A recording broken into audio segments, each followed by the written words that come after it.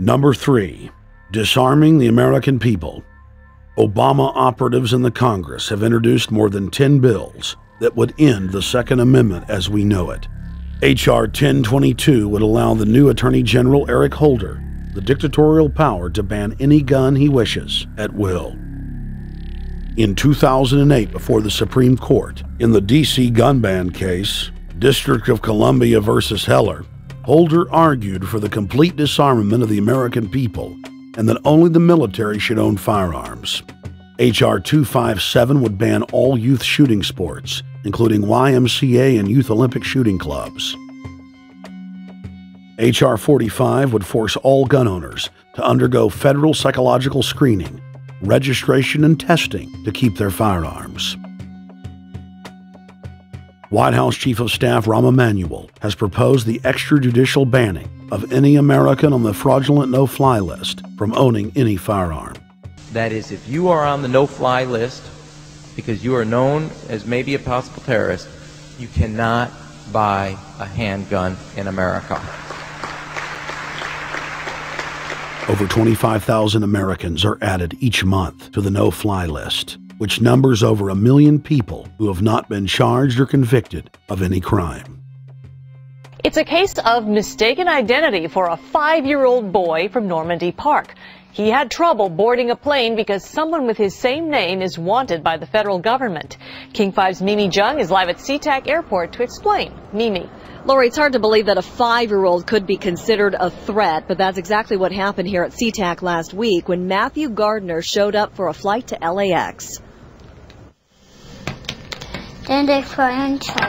As 5-year-olds go, Matthew Gardner is about as harmless as you can get. But when he and his mom checked in for their flight at SeaTac last week, Matthew was considered the criminal. If you're on that no-fly list, your access to the right to bear arms is canceled because you're not part of the American family. You don't deserve that right.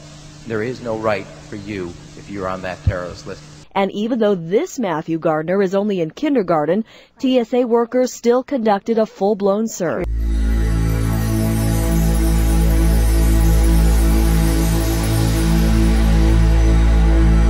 We can look back to Bolshevik Russia. We can see the takeover by the Bolsheviks talking about the people's revolution, talking about the positive change.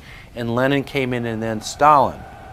The fact is that over 40 million Russians between 1925 and 1940, good Russians, people who were Christians, people who had their own businesses, people who were educated, they were exterminated because they had their own business, because they were educated, because they believed in God's law.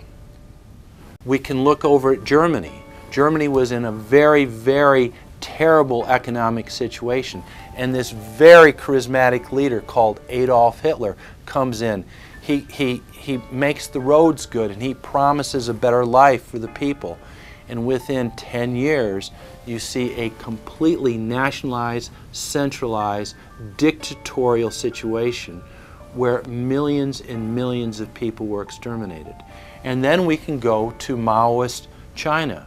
Mao came in, he promised change, he promised a better life, and within 5 years, 60 million Chinese were exterminated.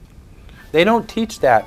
They don't teach that in the schools these days, and it wasn't that long ago. And I pray to God that this will not happen in the United States. And the way it won't happen is if you and your friends and all of us together take action to say no. This country is too precious. It's too wonderful.